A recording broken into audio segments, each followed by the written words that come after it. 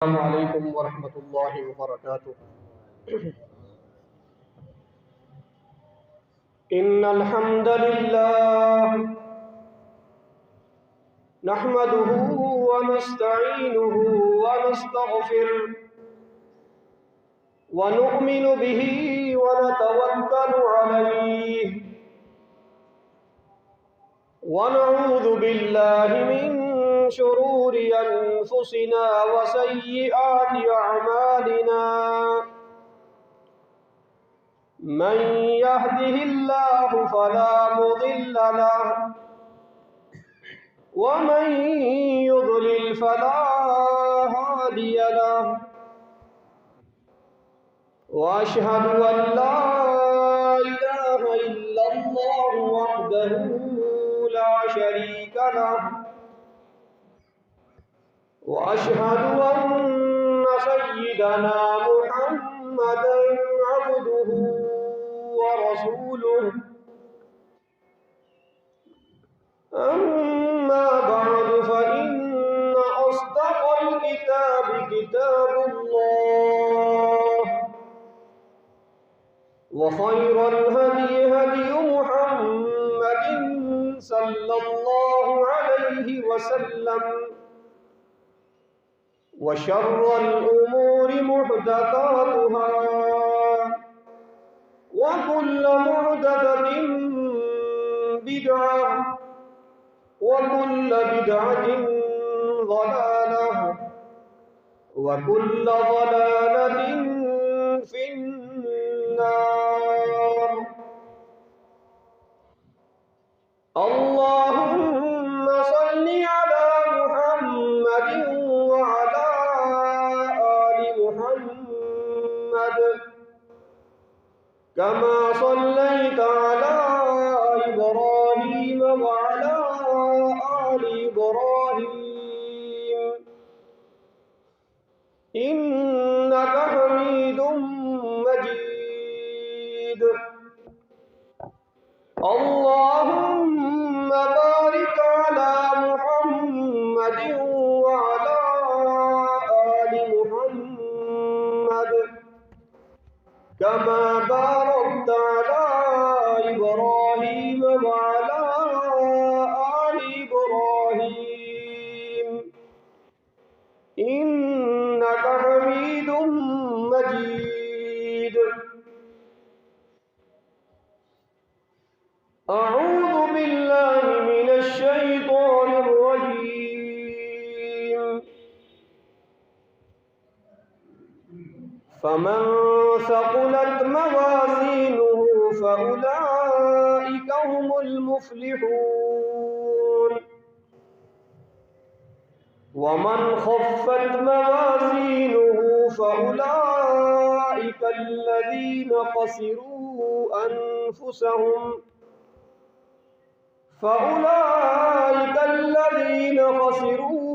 أنفسهم بما كانوا بآياتنا يظلمون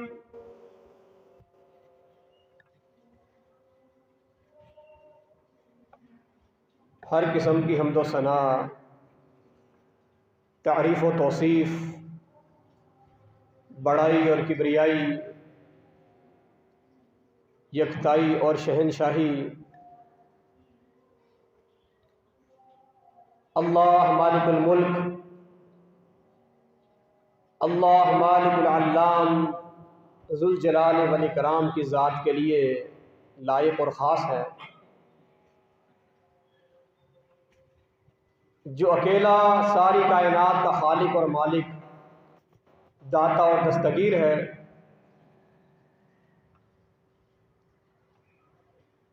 جس نے ہماری ضرورت کی ہر شے ہمیں مہیا فرمائی، بے شمار لا تعداد صلاۃ و سلام ہو امام الانبیاء جناب محمد الرسول اللہ صلی اللہ علیہ وسلم کی ذات گرامی پر، جن کے ذریعے اللہ رب العالمین نے اہل کائنات کی رشد و ہدایت کا بندوبست فرمایا، اللہ کی رحمتیں نازل ہوں اس کے نیک بندوں پر اور اس کی نیک بندیوں پر۔ برادران اسلام،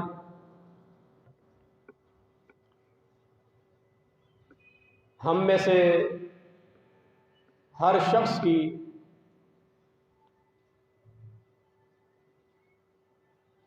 یہ خواہش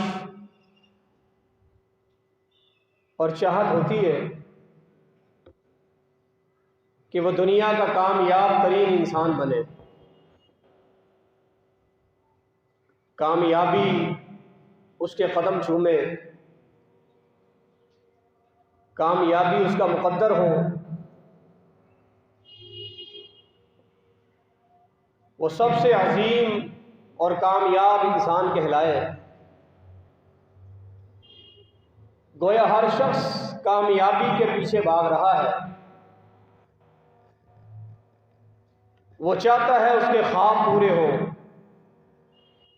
جو خواب انسان اپنے لیے دیکھتا ہے، پھر اس سے بڑھ کر ویسے ہی خواب انسان اپنی اولاد کے لیے دیکھتا ہے۔ وہ چاہتا ہے اس کے خواب پورے ہوں، وہ جو چاہے اسے حاصل ہو، جو مانگے اسے مل جائے۔ یہ ایک انسان کی فطرت ہے۔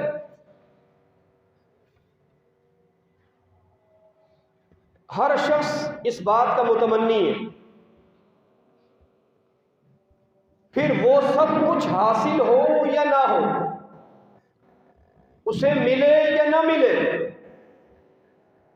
یہ ایک الگ بات ہے، لیکن فطرت میں اللہ تعالیٰ نے یہ چیز رکھی ہے کہ انسان بہت کچھ سوچتا ہے، بہت خواب دیکھتا ہے، کامیابی کی منزلیں طے کرنا چاہتا ہے، عروج پر پہنچنا چاہتا ہے انسان۔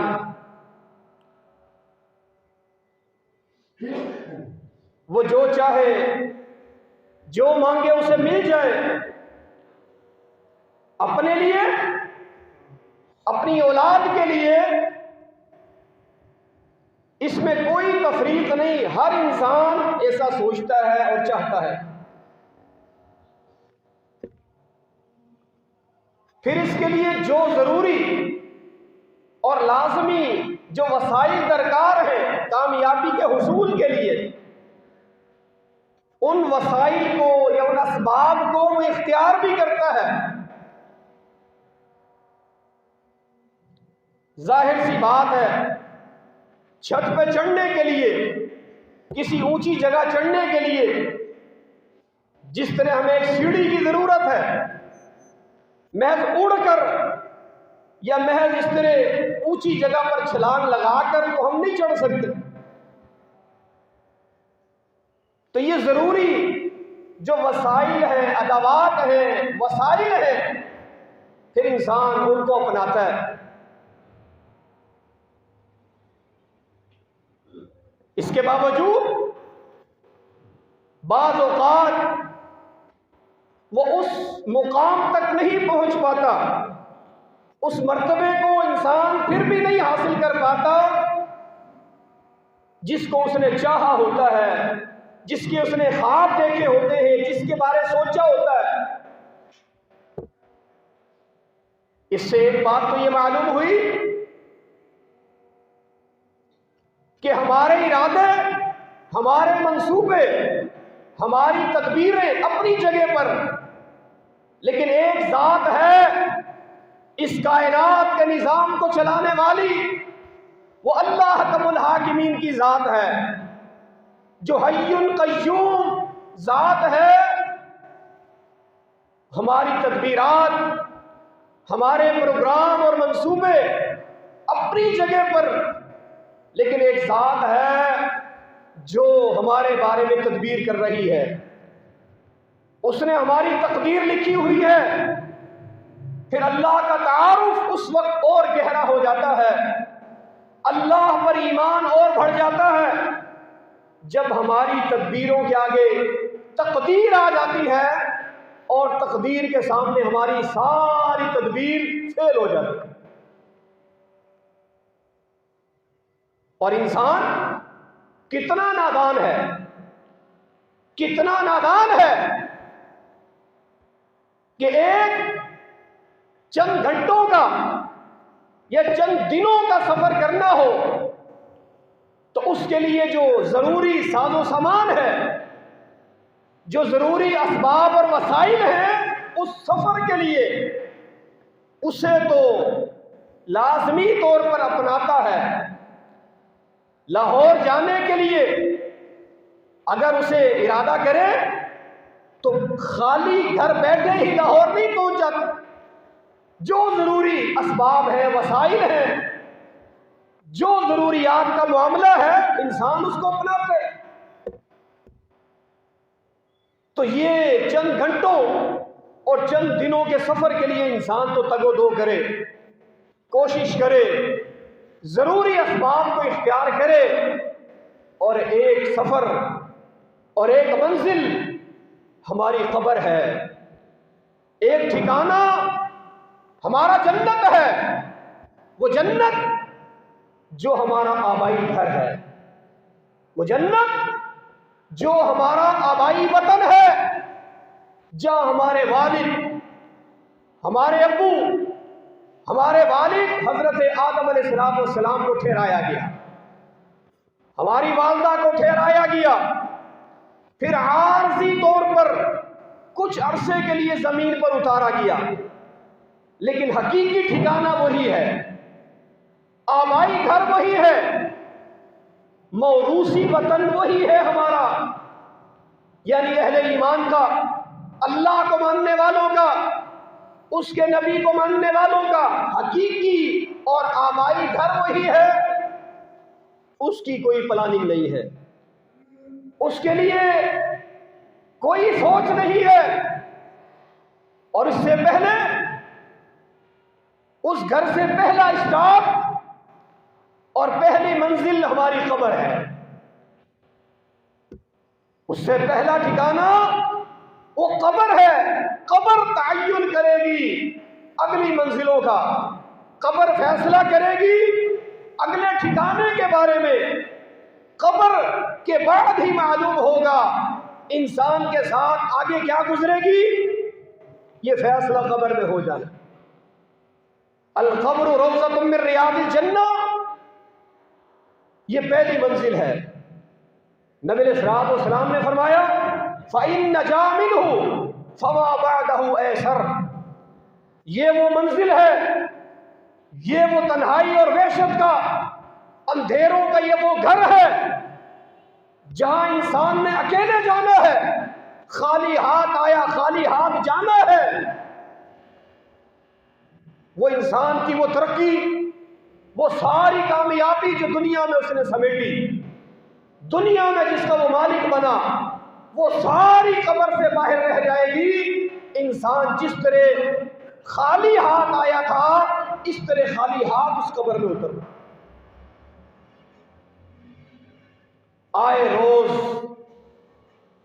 ہر دوسرے چوتھے دن، کبھی ہفتے کبھی مہینے بعد، اور کبھی تواتر کے ساتھ ہم اپنے پیاروں کو، ہم اپنے عزیزوں کو اپنے ہی ہاتھوں سے اس قبر میں اتارتے ہیں.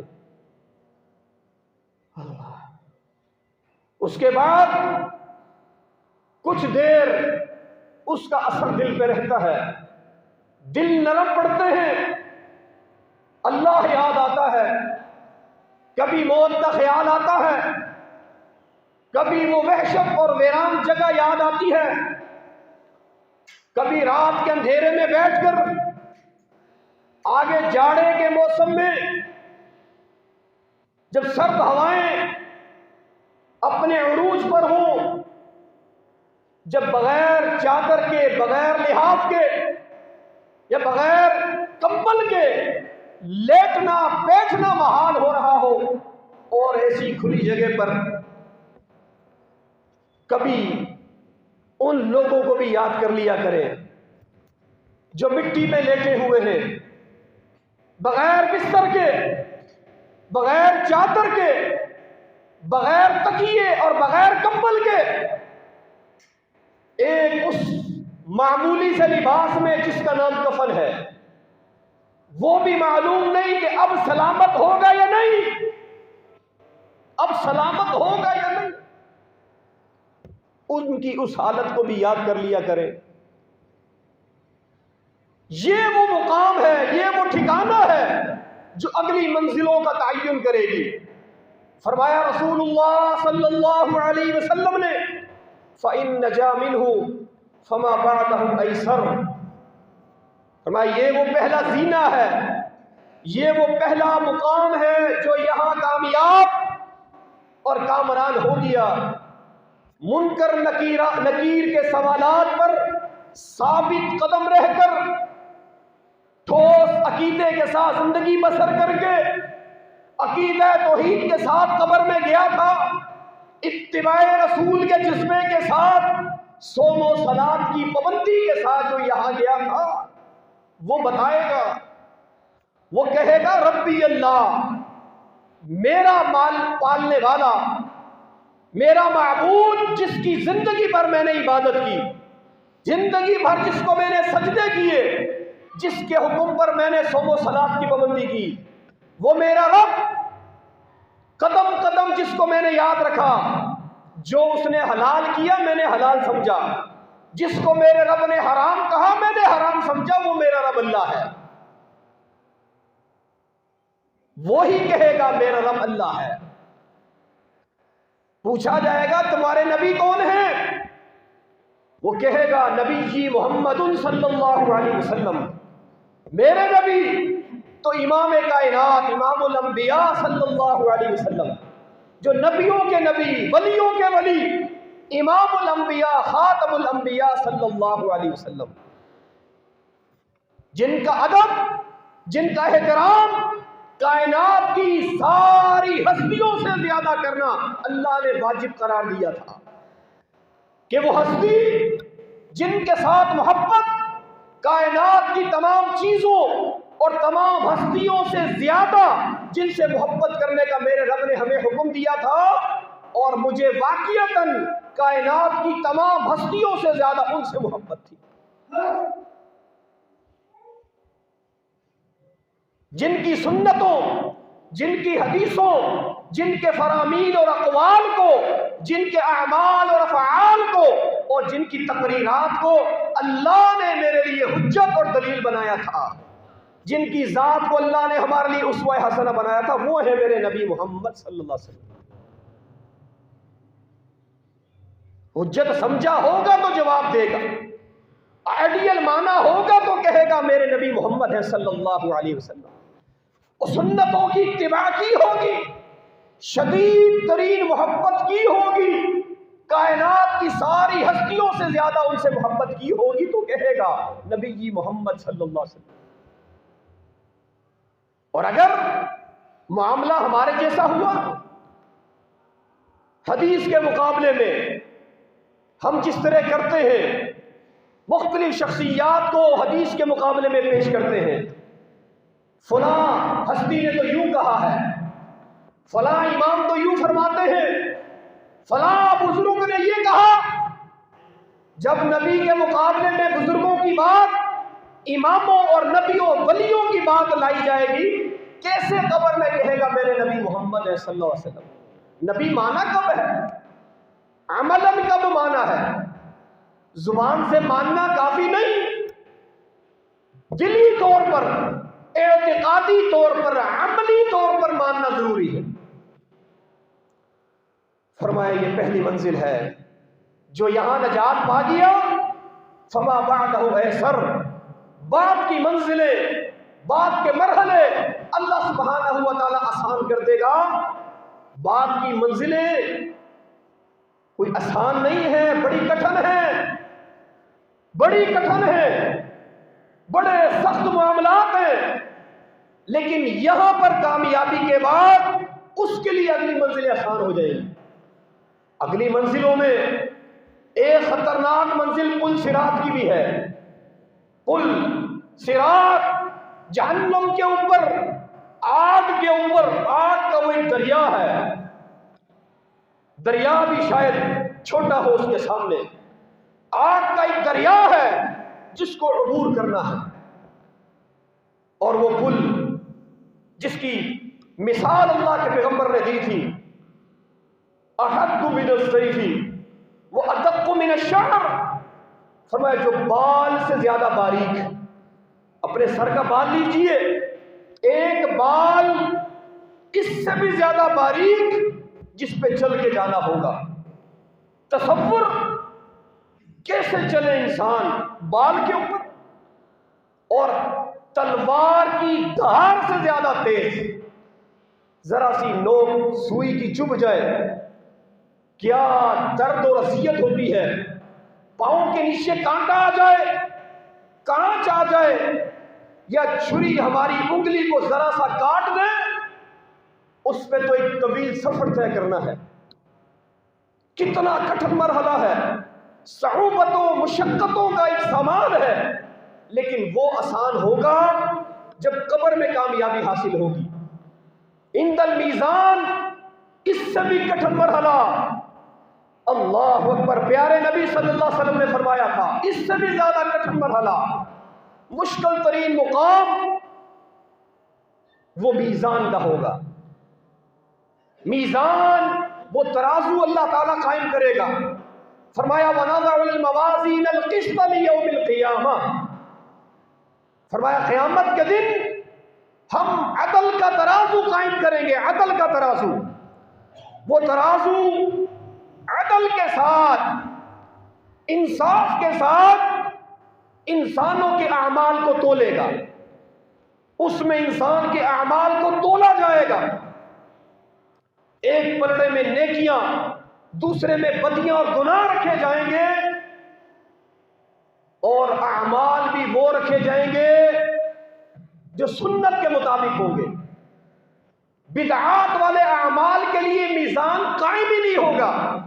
फला नुक़ीमु लहुम यौमल क़ियामति वज़ना, अल्लाह अहकमुल हाकिमीन का हुक्म है बिदअतियों के लिए, अहले बिदअत के लिए, उनके वो खूबसूरत और बड़े बड़े अमाल, उनके लिए कोई मीज़ान कायम नहीं होगा, इसलिए कि वो है ही बिदअत, वो तो है ही किताब और सुन्नत के खिलाफ, तो उनकी तो बात ही नहीं है। यूं समझ लीजिए रद्दी की टोकरी में फेंक दिए जाएंगे। यहां तो उन अमाल को तोला जाएगा जिनका तज़किरा कम अज कम किताब और सुन्नत में है। फिर देखा जाएगा वजन किस तरफ ज्यादा है, पलड़ा कौन सा भारी है। ये उससे भी ज्यादा वो तराजू जो अल्लाह कायम करेगा, जिसका नाम अदल का तराजू है। हमारे तसव्वुर से भी ज्यादा अदल। अल्लाह अकबर। ये और तीसरा कठिन मरहला, जब अमाल नामे, रिजल्ट कार्ड सारी दुनिया के सामने, स्कूलों में रिजल्ट आता है, सारी 6 क्लास से लेकर 10 क्लास तक, पहली से लेकर 10वीं तक, पूरे स्कूल में सारी क्लासों के बच्चे, उनके वालिदैन, पेरेंट्स, सबको बुलाकर रिजल्ट सुनाया जाता है। यहां तो चंद हजार की बात है। फिर फेल पास का सामने आता है, मदरसों में रिजल्ट होते हैं, कॉलेजों में ऐलानात होते हैं, कौन पोजीशन होल्डर है, कौन फेल है, कौन पास है। ऐसा ही एक नतीजा, ऐसा ही एक रिजल्ट, ऐसा ही एक अमाल नामा, ऐसा ही एक रिपोर्ट कार्ड अल्लाह सुब्हानहू व तआला क़यामत के दिन हमारे हाथों में देगा। फमन ऊतिया किताबहु बियमीनी फउलाइका हुमुल मुफ्लिहून, जिनको अमाल नामा दाएं हाथ में दिया जाएगा, सीधे हाथ में पकड़ाया जाएगा। अल्लाहु अकबर। फयक़ूलु हाउ मुक़रऊ किताबिया, खुशी के साथ, फरहत और शादमानी के साथ इतराते हुए कहेगा, आओ देखो ये मेरा अमाल नामा है, مجھے سیدھے ہاتھ میں دیا گیا، میرا اعمال نامہ پڑھو، میرے مضامین میں میرے نمبر دیکھو، توحید کے مضمون میں میرے اتنے نمبر ہیں، صلاۃ کے موضوع میں میرے اتنے نمبر ہیں، زکوٰۃ کے موضوع پر، حج کے موضوع پر، اخلاقیات کے موضوع پر، معاملات میں، حقوق العباد میں، حقوق اللہ میں کتنے فیصد نمبروں سے میں نے کامیابی حاصل کی، آؤ میرا رزلٹ کارڈ پڑھو۔ جیسے بچے خوشی کے ساتھ دادا جی کے پاس جاتے ہیں، بڑے ابو یہ ہے میرا رزلٹ کارڈ، پھر دادی کے پاس جاتے ہیں، نانی کے پاس جاتے ہیں، شام کو ابا گھر آئے ابو کو بتاتے ہیں، الغرض پھر چاچے کو دکھاتے ہیں، کبھی ماموں کو، کبھی خالہ کو، اپنے ان محترم رشتوں کو بچے خوشی کے ساتھ دکھاتے ہیں، میں کامیاب ہو گیا۔ اور اگر ایسا نہ ہو تو بچے ذرا سا تیز ہوں، رپورٹ کارڈ بار پھاڑ کے آ جاتے، کہتے ملا ہی نہیں کارڈ۔ ایسا ہی ایک منظر 3 مرحلے فرمایا، پل صراط، میزان اور یہ اعمال نامے کی تقسیم، سیدھے ہاتھ میں یا بائیں ہاتھ میں، الٹے ہاتھ میں۔ فرمایا یہ سب مرحلے آسان ہو جائیں گے ادھر اگر کامیابی حاصل ہو گئی۔ اپنی پلاننگ میں، اپنے تدبیرات میں اس مرحلے، اس منزل کو بھی شامل کیجئے۔ یہ ہے کامیابی کا سر فارمولہ۔ باقی دنیا کی کامیابیاں جن کا میں نے شروع میں ذکر کیا، جو ہم چاہتے ہیں کچھ حاصل کر پاتے ہیں، کچھ حاصل نہیں کر پاتے، جو حاصل کر پاتے ہیں وہ سب دھری کی دھری یہی رہ جاتی ہے۔ وہ سارا پروٹوکول، وہ سارے اعزازات، وہ سارے میڈلز، وہ ساری تعریفات، ساری شیلڈ جتنی بھی حاصل ہوئی ہیں، کامیابی کے سارے تمغے، کامیابی کے سارے تمغے سب باہر رہ جاتے ہیں۔ اکیلے نے جانا ہے، اکیلا آیا تھا، اکیلے نے جانا بھی ٹھیک ہے۔ یہ ہے وہ کامیابی جس کے حصول کے لیے اللہ رب العالمین نے ہمیں بھیجا، کہ وہ تمہارا آبائی گھر ہے جس کا نام جنت ہے، وہ تمہارے باپ دادے کا گھر ہے، وہ ہے تمہارا آبائی وطن اور گھر۔ جس طرح ہمیں اپنے آبائی گھر سے بڑی محبت ہوتی ہے، ان کے ورثے سے ہمیں پیار ہوتا ہے، ان کی کچھ چیزوں کو ہم سنبھال کے رکھتے ہیں، یہ ان کی نشانی ہے۔ جنت بھی ہمارا آبائی گھر ہے، اس پہ حق آپ کا اور ہمارا ہے، اہل ایمان کا ہے۔ اہل ایمان کون سے؟ جو اللہ اس کے رسول کی سچی تابعیت داری کرنے والے۔ تو اس کامیابی کی جستجو کرنی ہے، اس کامیابی کو تلاش کرنا ہے جو حقیقی کامیابی ہے۔ فرمایا فَمَن ثَقُلَتْ مَوَازِينُهُ فَأُولَئِكَ هُمُ الْمُفْلِحُونَ۔ فرمایا اس میزان کے موقع پر جس شخص کی نیکیوں کا پلڑا بھاری ہو گیا، یعنی کہ زمین کے ساتھ لگ گیا اور گناہوں کا بوجھ اس کا کم ہوا اور وہ پلڑا اٹھ گیا، فَأُولَئِكَ هُمُ الْمُفْلِحُونَ، اصل فلاح پانے والے یہی لوگ ہیں، کامیاب اور کامران ہونے والے یہی لوگ ہیں جن کی نیکیوں کا پلڑا بھاری ہو گیا۔ وَمَنْ خَفَّتْ مَوَازِينُهُ فَأُولَئِكَ الَّذِينَ خَسِرُوا أَنفُسَهُمْ، اور جن کے گناہوں کا پلڑا بھاری پڑ گیا، جنہوں نے گناہ زیادہ کیے، بدعمالیاں زیادہ کی ہیں، نمازیں انہوں نے زیادہ چھوڑی ہیں، کم پڑھی ہیں، زیادہ چھوڑی ہیں، الغرض اعمال کے اندر برائیاں اور نافرمانیاں زیادہ ہیں، نیکیاں بہت کم ہیں یا نہ ہونے کے برابر ہیں، جس کی وجہ سے گناہوں کا پلڑا بھاری پڑ گیا، نیکیوں کا پلڑا اٹھ گیا ہلکا ہونے کی وجہ سے، گناہوں کا پلڑا دب گیا اور بیٹھ گیا زیادہ ہونے کی وجہ سے۔ فَأُولَئِكَ الَّذِينَ خَسِرُوا أَنفُسَهُمْ، یہی وہ لوگ ہیں جو دنیا میں بڑے کامیاب تھے، کامیاب اور کامران لوگوں میں ان کا شمار ہوا کرتا تھا، بڑے نامور اور قدآور شخصیات میں ان کا شمار ہوا کرتا تھا، لیکن قیامت کے دن سب سے بڑھ کر خسارہ پانے والے، نقصان اٹھانے والے، سب سے زیادہ گھاٹے کا شکار یہی لوگ ہوں گے جن کے اعمال نامے میں کچھ نہیں ہوگا۔ فرمایا لا یستوی اصحاب النار واصحاب الجنہ، اصحاب الجنت هم الفائزون۔ آؤ قرآن بتاتا ہے کامیاب کون ہیں۔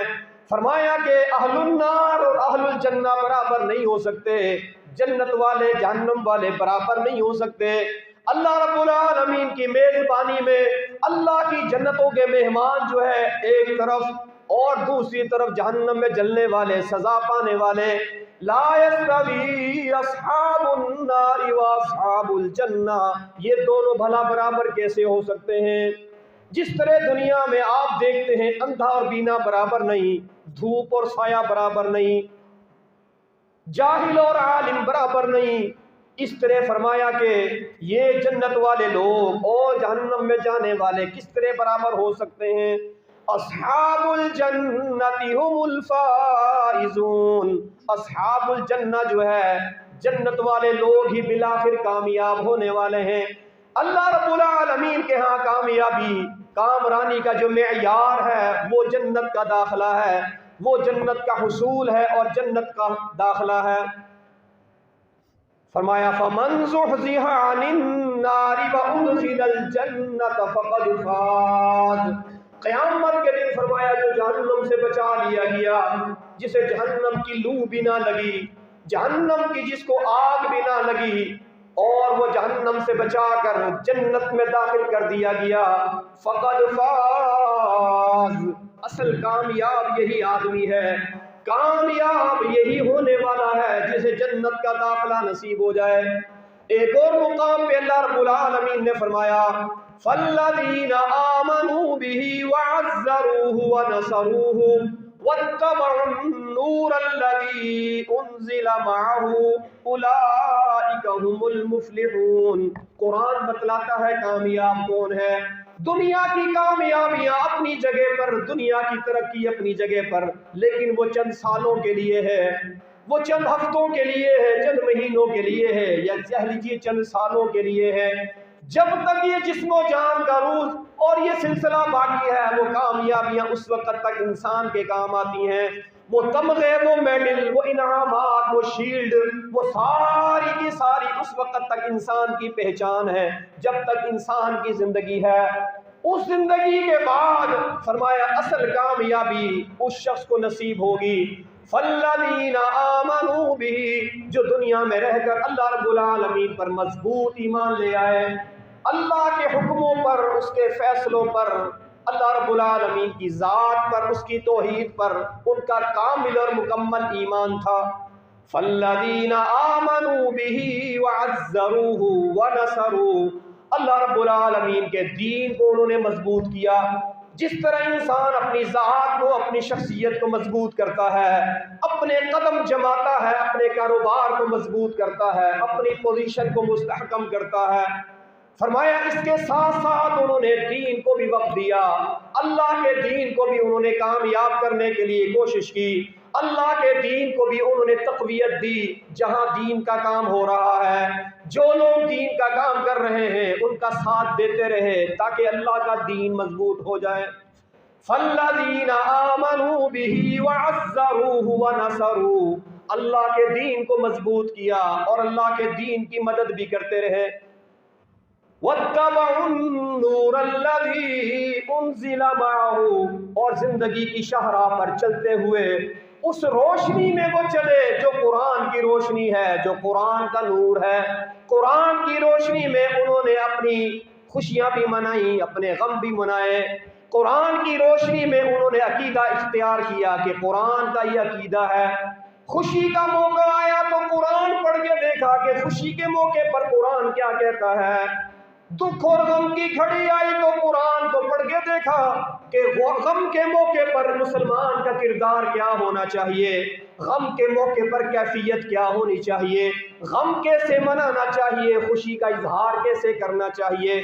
وَاتَّبَعُوا النُّورَ الَّذِي أُنزِلَ مَعَهُ. کاروبار کی باری آئی، آمدنی کے وسائل کی باری آئی، قرآن سے پوچھ کے دیکھا کہ قرآن نے کس چیز کو حلال کیا ہے، قرآن نے کس چیز کو حرام کیا ہے. گویا ساری زندگی قرآنی تعلیمات کے مطابق انہوں نے گزار دی. اولئک هم المفلحون. اللہ رب العالمین کا قرآن کہتا ہے، رب کا قرآن اعلان کرتا ہے کہ یہی اصل کامیاب ہیں.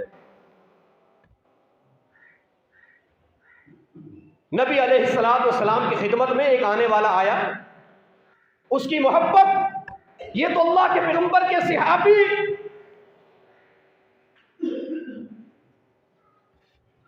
آ کر عرض کرنے لگا، یا رسول اللہ صلی اللہ علیہ وسلم، واللہ انی لا احبک من کل شیء، واللہ انی لا احبک من نفسی و مالی.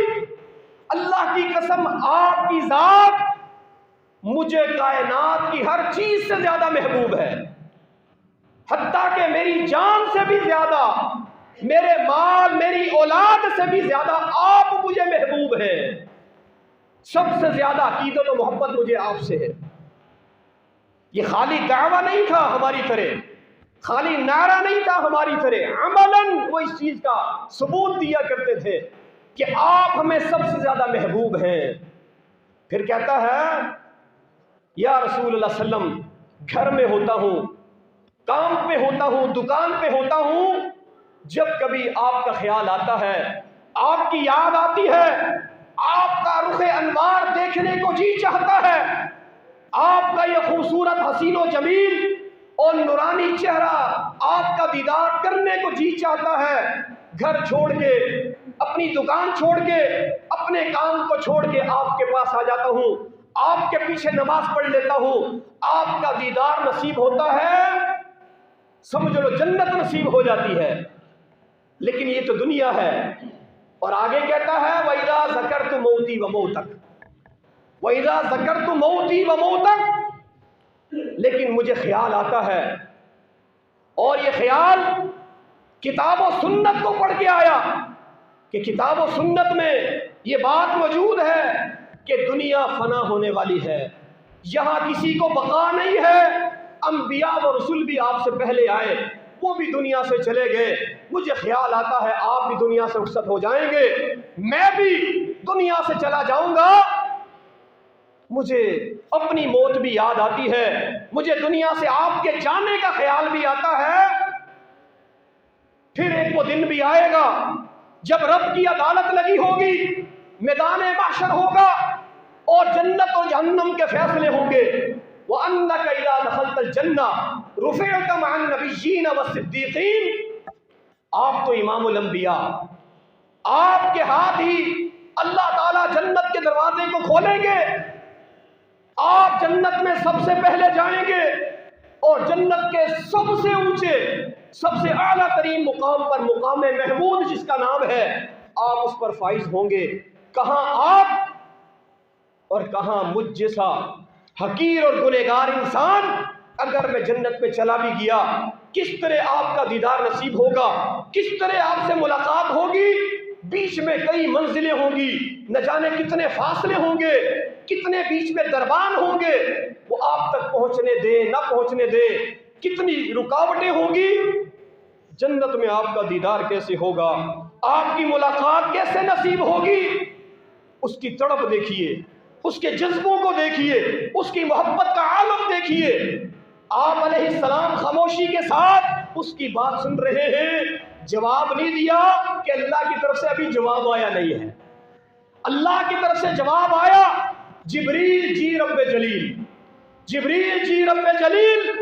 فرمایا وحی لے کر جائیے، من یطع اللہ والرسول فاولئک مع الذین انعم اللہ علیہم من النبیین والصدیقین والشہداء والصالحین.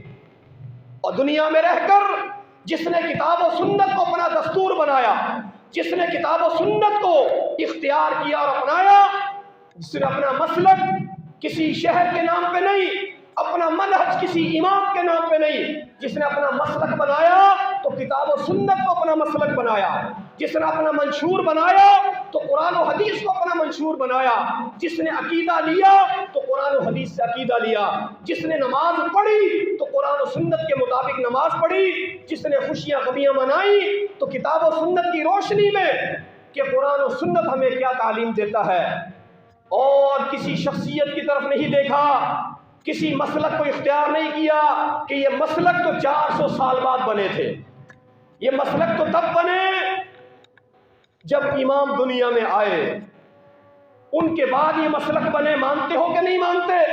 یہ مسلک تو تب وجود میں آئے جب امام دنیا میں آئے، اور دین میرے بھائیوں اللہ کے نبی کی زندگی میں پورا ہو گیا، قرآن و سنت اللہ کے پیغمبر کی زندگی میں مکمل ہو گیا، صحابہ اسی دین کو مان کر جنتی کہلائے۔ کوئی مسلک نہیں تھا اس دور میں، اللہ کے نبی کی زندگی میں کوئی مسلک نہیں تھا، کوئی امام نہیں تھا۔ امام کون تھا؟ محمد الرسول اللہ صلی اللہ علیہ وسلم۔ نصاب کیا تھا؟ کتابیں کیا تھی؟ ایک قرآن تھا، ایک نبی کی حدیث تھی۔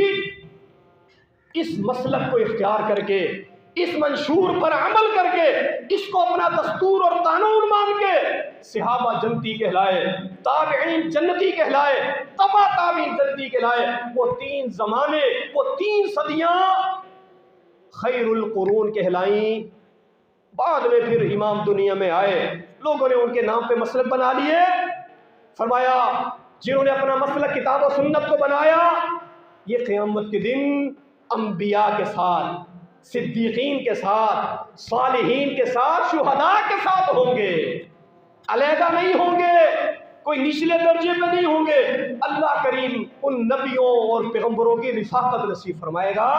وَحَسُنَ أُولَٰئِكَ رَفِيقًا، کتنی بڑی کامیابی ہے، کتنی بڑی سعادت ہے، نبیوں کا ساتھ نصیب ہو جائے۔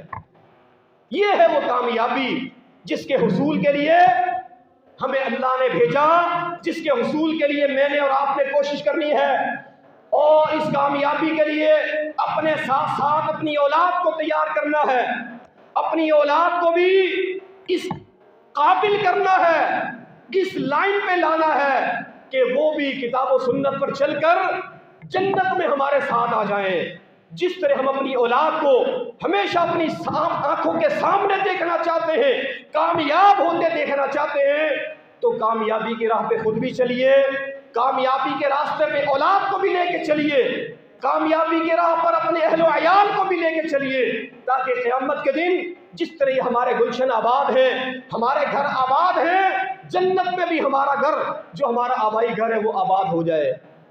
اس کامیابی کے لیے عزم کیجئے، اللہ سے عہد کیجئے، اللہ سے وعدہ کیجئے، کوشش کیجئے، محنت کیجئے اخلاص کے ساتھ۔